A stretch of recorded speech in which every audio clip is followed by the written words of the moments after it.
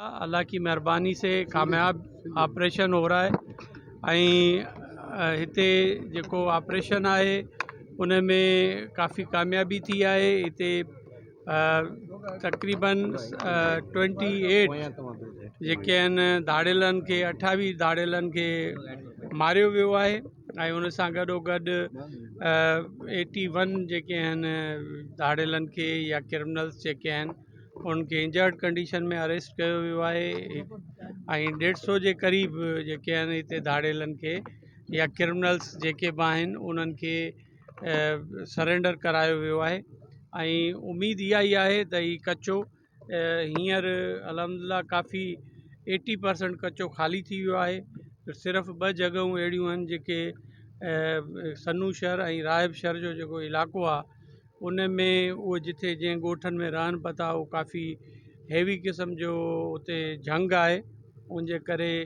उते पुलिस जेका आहे पंहिंजी हिकिड़ी प्लानिंग करे पई त कीअं उन्हनि सां निपटियो वञे ऐं मूंखे उमेदु आहे त पुलिस कामयाबु थींदी या त इहे पेश थींदा पंहिंजे जेके बि साथी अथनि उन्हनि सां गॾु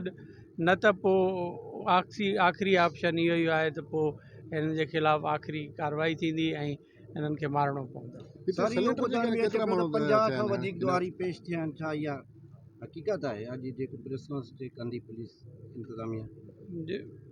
इहो त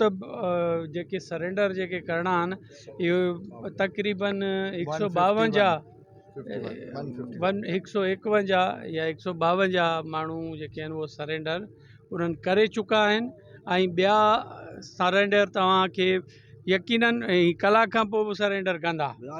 2 कलाक खां पोइ बि सरेंडर कंदा छो त हिते हीउ सिलसिलो हले पतो पियो ऐं असां हिकिड़ो ऑप्शन ॾिनो आहे त या त कानून जे साम्हूं पेश थी वञनि या पोइ ॿियो तरीक़ो इहो आहे त पोइ उन्हनि जे लाइ हीउ धरती जेको आहे पोइ ड्रामो आहे। पता चल जाएगा आपको।